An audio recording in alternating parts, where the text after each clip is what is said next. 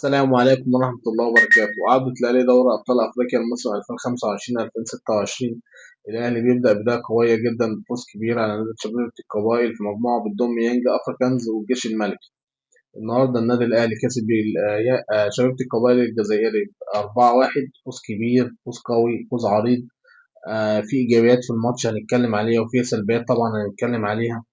على الجانب الآخر يانج أفريكانز كسب النهاردة الجيش الملكي المغربي 1-0. بالنتيجة دي الأهلي أول مجموعته، يانج أفريكانز تاني المجموعة، الجيش الملكي تالت المجموعة، يتزين المجموعة شبيبة القبائل الجزائري. حقق مكاسب كبيرة من فوزه الكبير على النادي شبيبة القبائل 4-1. مش بس المكاسب اللي هو الفوز الكبير 4-1 وعودة الأهلي للرباعيات، وإن شاء الله بإذن الله يبقى فيه رباعيات تورم زي ما كان فيه رباعيات كولر.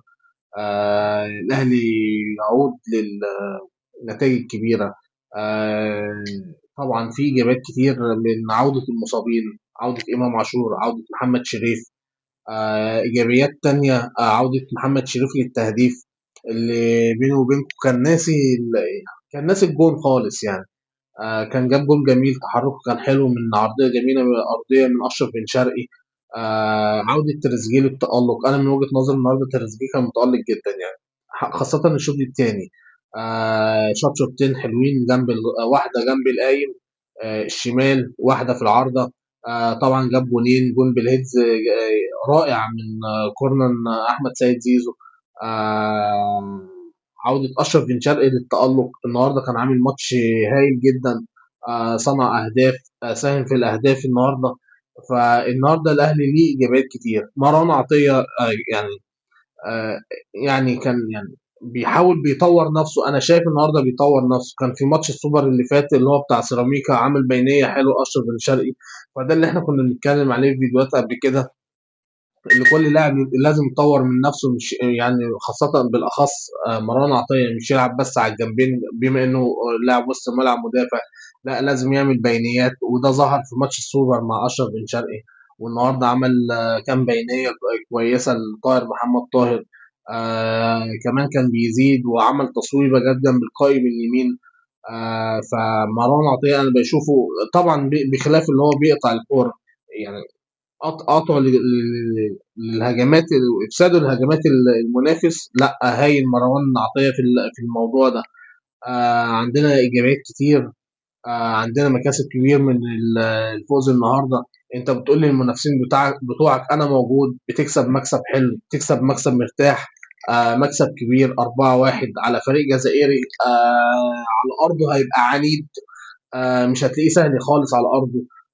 طبعا احنا عارفين دول شمال افريقيا، مش هكرر الكلام كتير يعني، دول شمال افريقيا بتبقى الموضوع صعب جدا على ارضها، نظرا للملاعب بتبقى المدرجات، الملاعب بتبقى قريبة جدا من الملعب.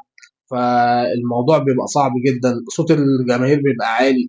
فالفريق ده هيتعب النادي الاهلي هناك ان شاء الله باذن الله. النادي الاهلي عقبال ما نقابل شباب القبال يكون خلص مجموعته وصعد بدري بدري.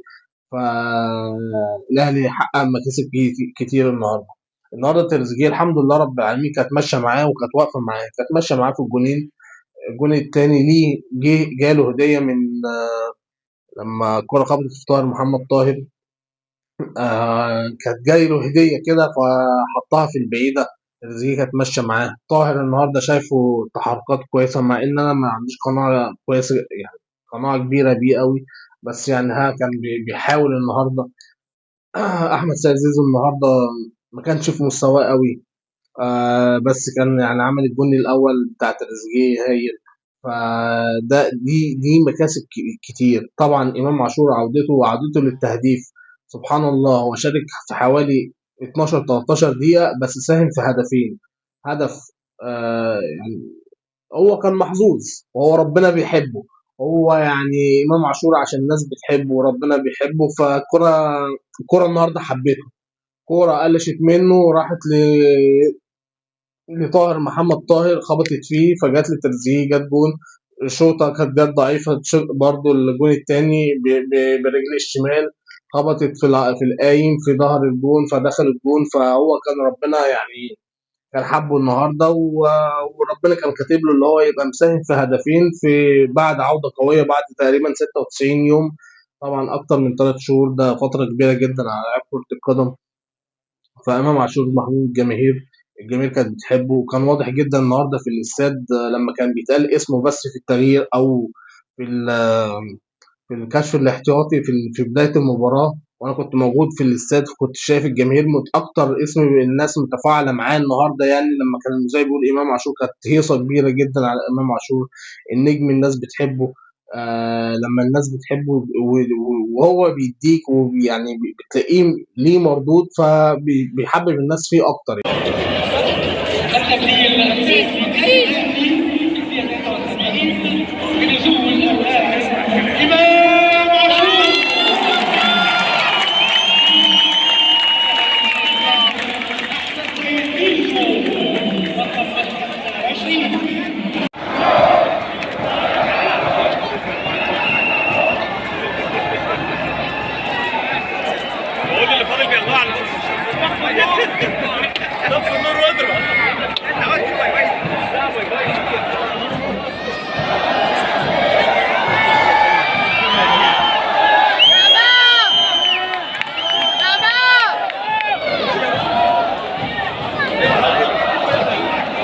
هنتكلم بقى عن السلبيات في ماتش النهارده.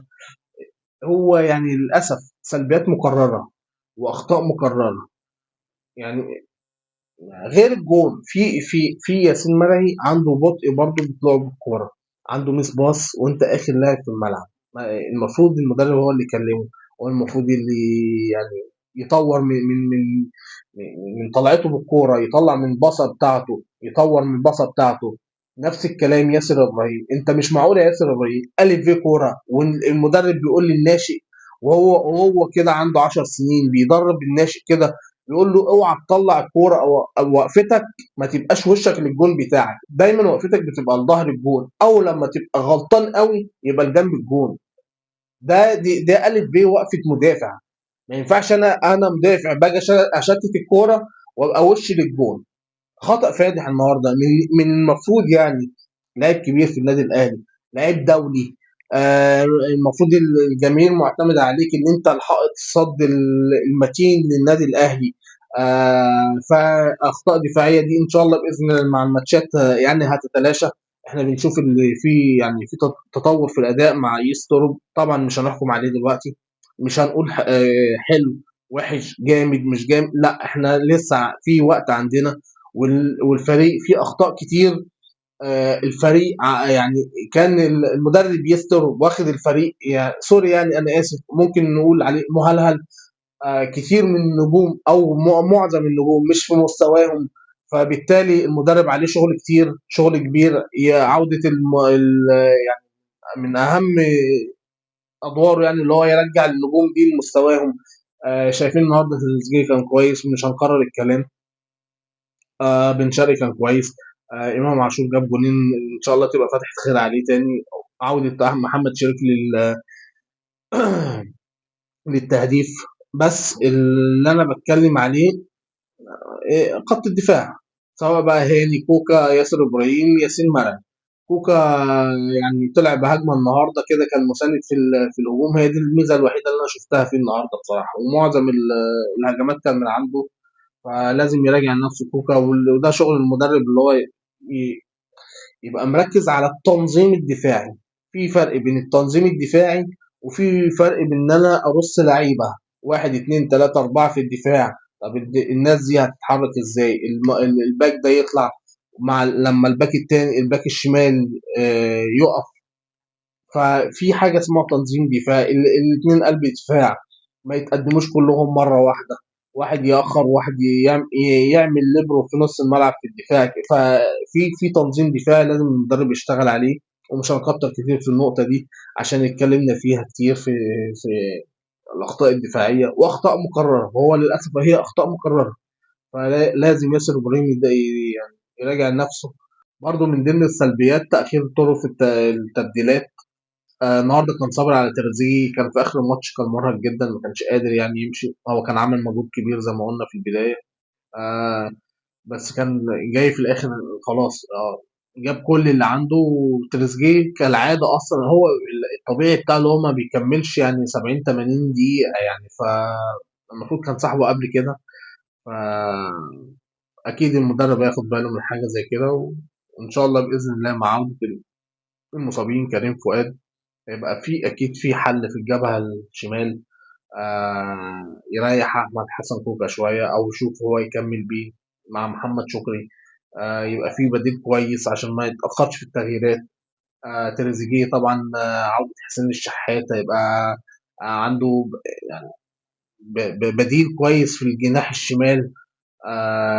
مع أشرف بن شرقي، مع طبعا زيزو لما يلعب جناح يمين، مع طبعا وجود حسام عاشور في نص الملعب. فإن شاء الله بإذن الله النادي الأهلي هيبقى عنده بدائل كتير.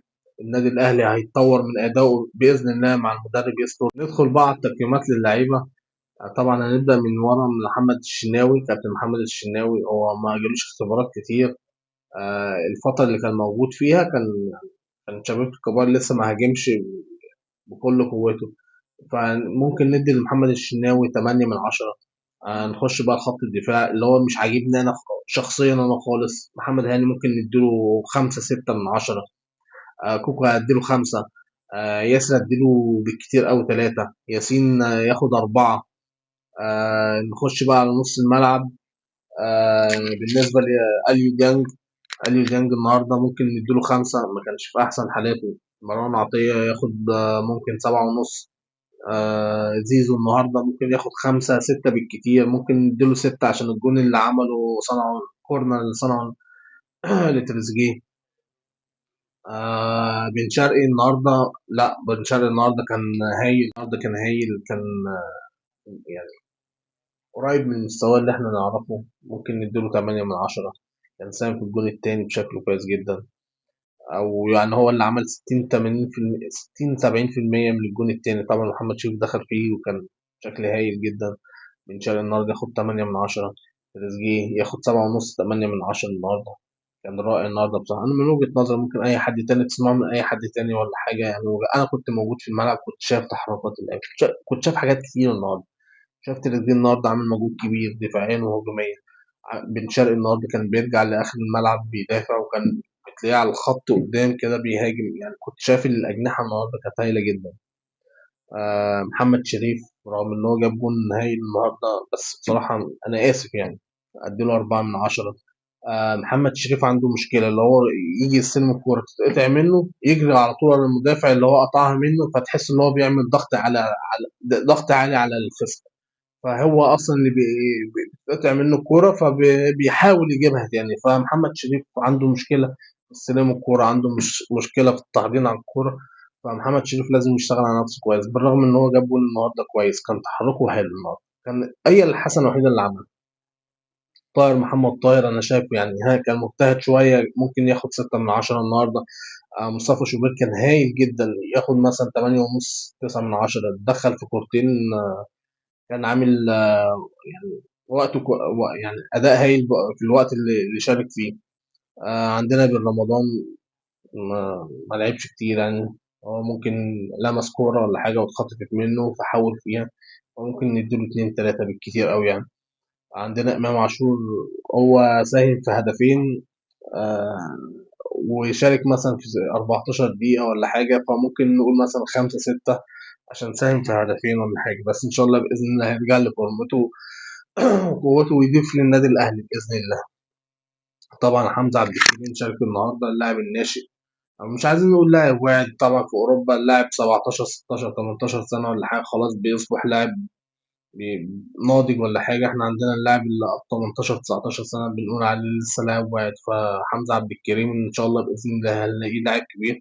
هو طبعا النهارده ما كان عنده شوية تحركات كده، بس تحركات كويسة بتنم على اللي هو لاعب كويس. فممكن نديله النهارده 4 5.